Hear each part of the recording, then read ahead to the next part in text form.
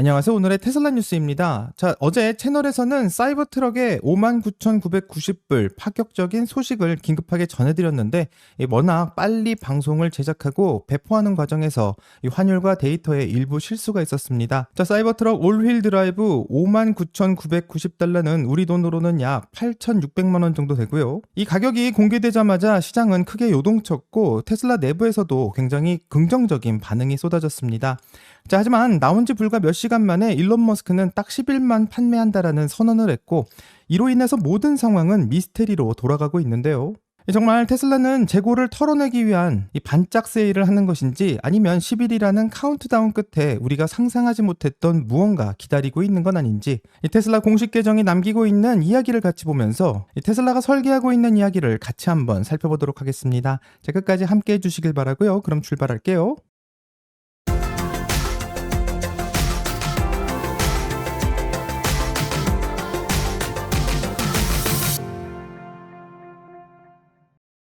자, 간단한 테슬라 뉴스부터 확인해 본다면 미국 시간으로 2016년 2월 20일 미국 플로리다주 마이애미 연방법원의 베스 블룸 판사는 오토파일럿 관련 사망 사고에 대해서 테슬라가 2억 4,300만 달러, 약 3,500억 원 정도를 배상해야 된다라는 배심원단의 판결을 그대로 유지하는 결정을 했습니다.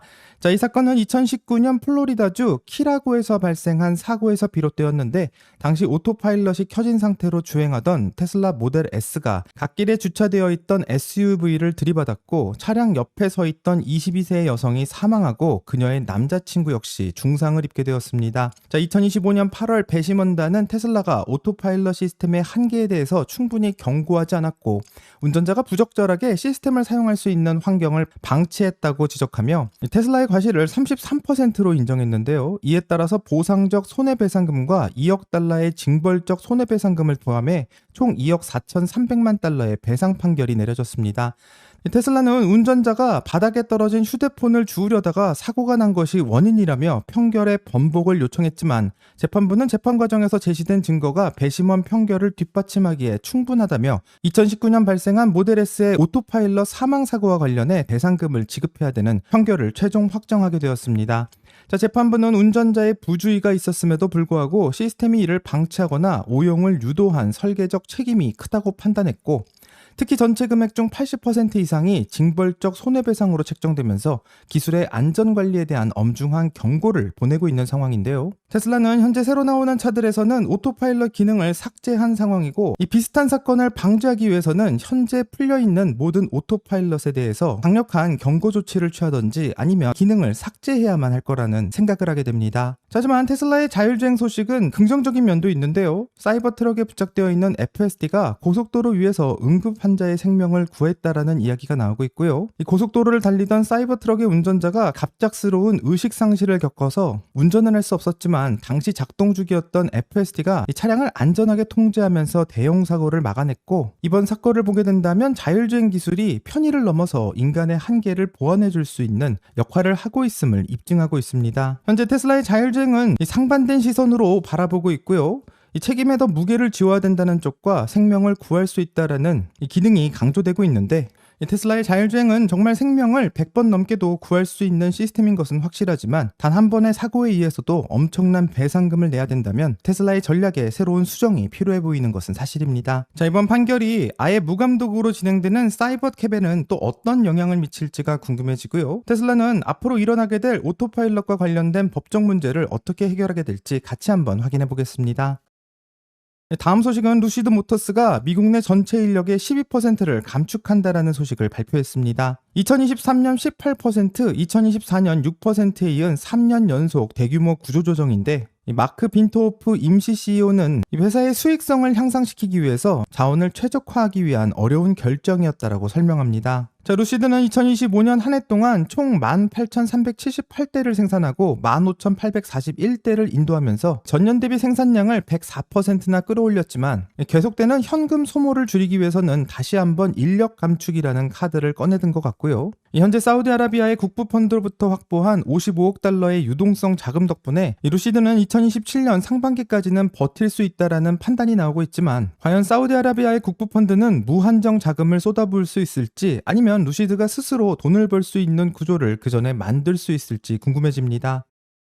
자, 다음 소식은 테슬라 기가 텍사스 생산 라인에서 첫 번째 사이버캡 양산 유닛이 출고되고 있음을 X 계정을 통해서 확인할 수 있는데, 현재 일론 머스크가 예고했었던 4월 본격적인 양산 일정보다 6주 정도 앞서 있는 상황입니다. 텍사스의 드론 전문가인 조 테그트마이어는 충돌 테스트 시설에서 대기 중인 사이버캡의 양산형 모델 세대를 포착했고, 영상에 보이는 차량들은 타이어에 양산 차량 식별용 스티커가 부착되어 있으며, 이전에 보이던 임시 운전대나 페달이 전혀 없는 완벽한 운전대 없는 구조를 갖추고 있습니다. 이렇게 충돌 테스트 시설에서 포착되고 있다는 것은 차량의 설계가 이미 확정되었고 실제 도로 주행과 법적 승인을 위한 안전성 검증 단계에 들어가고 있다는 것을 의미하고요. 4월로 예정되어 있는 대량 생산이 차질 없이 진행될 경우 이 사이버캡이 올해 안에 나올 수 있다는 가능성은 매우 높다고 생각합니다. 자, 하지만 완전한 자율주행의 승인과 주재당국의 허가는 여전히 변수로 남아있고요. 현재 연방정부의 자율주행 법안이 끝나지 않은 상황에서 생산을 먼저 시작하고 있는데, 또 이 제품이 나오게 된다면 저렴한 로보택시를 통해서 시장을 완벽하게 선점할 수 있을지 같이 한번 기대해 보겠습니다. 자, 이제 다시 사이버트럭 이야기로 돌아가면요. 59,990불의 가격 공세는 테슬라 팬들은 물론 엔지니어들조차 굉장히 흥분시켰던 것 같습니다. 테슬라의 수석 엔지니어인 웨스 모릴은 자신의 X 계정을 통해서 이번 가격 정책을 매우 긍정적으로 평가했고, 테슬라 내부적으로도 이번 가격 인하가 가져올 경제적 파급 효과와 또 수요 창출에 대해서 큰 기대를 걸고 있었습니다.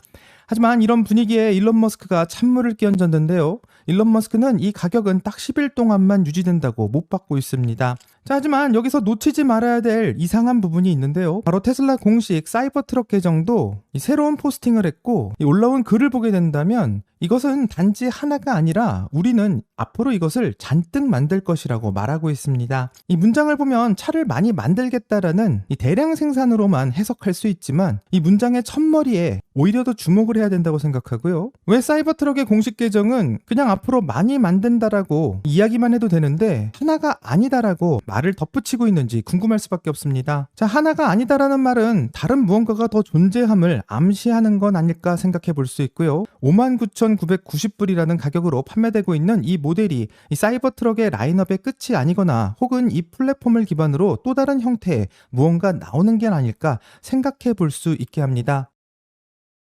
자, 이렇게 일론 머스크의 10일 마감이라는 이야기와 이 사이버트럭의 공식 계정은 완전히 다른 이야기를 하고 있는데, 이 테슬라 내부의 혼선 때문에 생기는 일인지 아니면 10일 뒤에 정말 무언가 공개하려고 하는 것인지 궁금해질 수밖에 없는데요. 일론 머스크가 말한 10일 가격 정책에 대해서 논란이 커지자 X의 한 유저는 10일 뒤면 가격이 얼마가 되느냐고 일론 머스크에게 물었고, 일론 머스크는 이 가격대에서 우리가 확인하는 수요에 달려있다라는 의미심장한 말을 대답했습니다. 자, 이렇게 되면 10일 동안 세일하는 것은 그냥 세일하는 것이 아니고요. 지금 일론 머스크는 전 세계에 있는 테슬라 예약 대기자들을 상대로 이 거대한 테스트를 진행하고 있다고 생각할 수밖에 없는데, 테슬라가 가격을 이만큼 내렸을 때 수요는 얼마나 늘어나는지를 보고 있는 것이고, 만약 10일 동안 수요가 엄청나게 늘어난다면 테슬라는 가격을 다시 올리거나 또 유지할 명분을 얻을 수도 있고, 반대로 반응이 긍정적이지가 않다면 파격적인 가격 할인 정책을 꺼내들 수도 있습니다. 자, 그래서 미국 시간으로 3월 2일 이 사이버트럭의 가격표는 얼마나 많은 사람들이 주문을 하느냐에 따라서 실시간으로 그 가격이 달라질 수 있는데,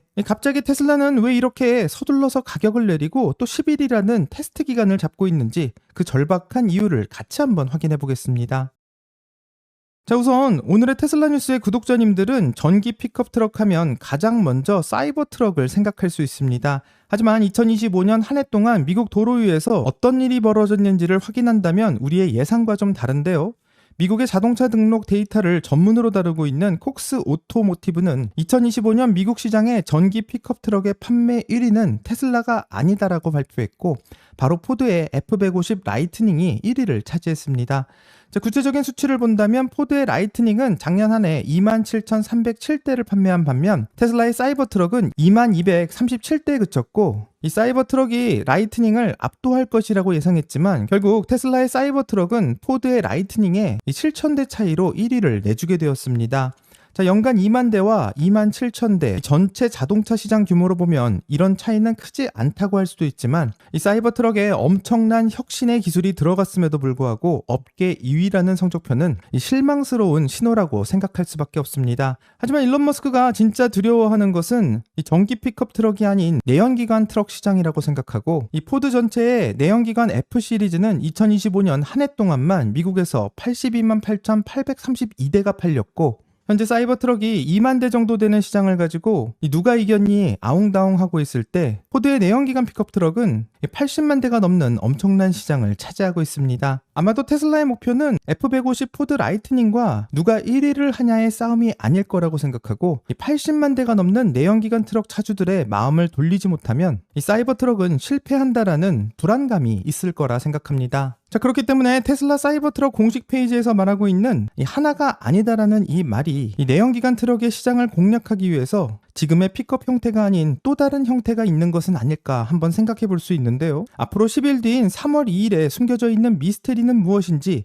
같이 한번 비밀을 살펴보도록 하겠습니다.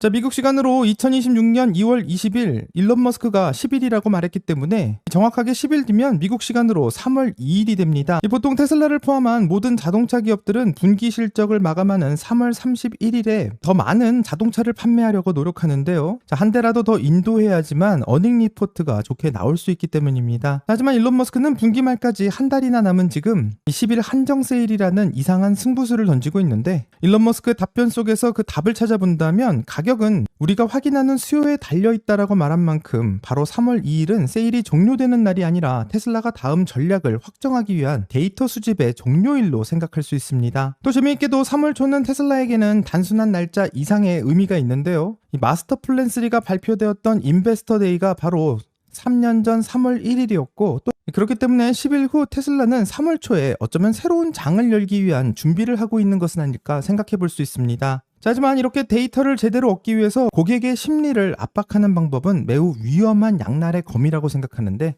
테슬라는 정확한 가격을 매길 수 있는 데이터를 얻을 수 있지만 자, 소비자의 신뢰는 어떻게 변할지 같이 한번 살펴보겠습니다. 재미있게도 테슬라는 계속해서 자동차의 가격을 바꿔왔었는데요. 이런 가격 정책을 다이나믹 프라이싱이라고 부르고 있고 이 항공권이나 숙박시설처럼 수요에 따라서 가격을 실시간으로 조정하는 것을 의미합니다. 하지만 비행기표의 가격과 수천만 원을 호가하는 자동차는 그 이야기가 전혀 다른 상황인데 불과 얼마 전까지 사이버 트럭의 초기 한정판이었던 파운데이션 시리즈는 테슬라에게 매우 충성적이었던 고객들이 미화 10만 달러 이상 금액을 지불해야만 살 수 있었는데 얼마 시간이 지나지 않은 지금 딱 10일 동안만이라도 내용은 다르지만 비슷한 사이버 트럭을 59,990달러에 살 수 있는 상황이 되었습니다. 자, 단순히 계산해봐도 약 4만 달러 정도의 차이가 나는데 불과 몇 달 사이에 내 차의 가치가 웬만한 자동차 한 대 값 정도가 사라지는 것을 목격하고 있고 이렇게 되면 초기 구매자들의 기분은 상당히 불쾌할 수밖에 없습니다. 이렇게 테슬라가 10일 동안 가격을 파격적으로 내린다면 테슬라의 자동차 가격은 언제든 내릴 수 있다라는 인식을 심어줄 수밖에 없고요. 고객들이 그렇게 인식하는 순간 정가에 사기보다는 다음 할인을 기다리는 안망세로 돌아설 수밖에 없습니다. 이는 장기적으로 테슬라의 수익 구조를 갉아먹는 치명적인 독이 될 수밖에 없는데 이런 심리를 누구보다 잘 알고 있을 것 같은 일론 머스크는 이 충성적인 고객의 신뢰를 담보로 이런 무리한 도박을 던지는 이유가 궁금할 수밖에 없습니다. 자, 정말 일론 머스크는 테슬라 사이버 트럭을 얼마에 팔아야 되는지 고객을 가지고 장난하려고 이러는 걸까요? 이런 논란을 다 잠재울 만큼 압도적인 무언가가 있기 때문에 이런 이야기를 하는 건지 궁금할 수밖에 없는데 이제부터는 10일 후 나오게 되는 조심스러운 예상을 한번 해보겠습니다. 자, 첫 번째는 다소 현실적이고 매우 보수적인 시나리오인데 10일 뒤 3월 2일 59,990달러의 올휠 드라이브 모델 대신 테슬라는 어쩌면 이 후륜구동 모델이었던 테슬라의 사이버 트럭을 다시 발표할 수도 있습니다. 자, 이렇게 된다면 10일 동안은 이 고가의 올휠 W 모델의 재고를 털어내고 저가형 후륜구동 모델로 자연스럽게 라인업을 교체하기 위한 이 작업이었다고 생각할 수밖에 없고 이런 방향으로 가게 된다면 많은 투자자들에게 큰 실망을 안겨줄 것은 당연해 보입니다. 자, 하지만 일각에서는 조금 파격적인 시나리오도 예상을 하는데요. 앞에서 봤던 사이버 트럭의 공식 계정에서 말하고 있는 하나가 아니다라는 표현 때문에 생각해 볼 수 있는 부분입니다. 자, 테슬라는 한 가지 모델로 다양한 파생 모델을 만들고 있는 것은 익히 잘 알려져 있는 사실이고요. 자, 그렇기 때문에 일렉트랙 같은 매체에서는 꾸준히 사이버 트럭의 기반을 변형해서 대형 SUV로 확장할 수 있는 가능성을 언급하고 있고, 현재 픽업 트럭 시장이 정체되어 있다면 테슬라는 사이버 트럭의 단단한 스테인리스 뼈대를 활용해 가족형 대형 SUV나 밴 같은 완전히 새로운 폼팩터를 공개해 국면 전환을 시도할 수도 있습니다. 자, 이렇게 상상의 나래를 펴는 데는 좀 강력한 근거도 있는데요. 바로 시장 간의 온도차가 그 이유입니다.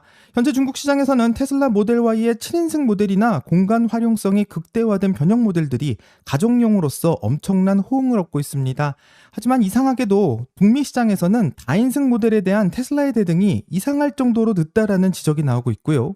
많은 북미 소비자들은 중국에서 인기가 입증된 모델 Y L의 모델을 왜 북미에서는 팔지 않냐고 말할 정도로 불만을 토로하고 있는 상황입니다. 재미있게도 약 3년 전 테슬라가 마스터 플랜 3를 발표할 당시 그 화면을 한번 보게 되면요, 베일에 쌓인 차량이 있는 것을 볼 수 있는데, 이 사이버 트럭의 위치에 이 벤의 모습을 닮은 차량이 있었기 때문에 많은 사람들이 사이버 트럭을 기반으로 한 벤이 나올 수 있을 거다라는 상상을 했습니다. 자, 물론 로보벤이라는 제품이 나와서 정답이 아니다라는 이야기를 할 수도 있지만, 현재 공식 계정이 던지고 있는 단지 하나가 아니다라는 이런 메시지는 3년 전 그 표에서 보았던 천에 덮여 있던 존재가 어쩌면 세상 밖으로 나오는 것은 아닐까, 상상을 한번 해보게 됩니다. 자, 이제 정리하면 테슬라는 10일이라는 테스트의 시간이 있고요. 이 사이버 트럭을 얼마나 많은 사람들이 사느냐에 따라 이 제품의 가격이 정해질 것이라고 생각합니다. 자, 오늘의 테슬라 뉴스의 구독자 여러분들은 일론 머스크가 하고 있는 이 거대한 테스트 끝에는 무엇이 기다리고 있다고 생각하시는지 댓글을 달아주신다면 같이 더 이야기를 해보도록 하겠습니다. 여기까지가 오늘의 테슬라 뉴스고요. 오늘 영상이 도움이 되셨다면 구독과 좋아요 그리고 알림 설정 부탁드립니다. 한 주 동안 정말 수고하셨고요. 즐거운 주말 되세요. 감사합니다.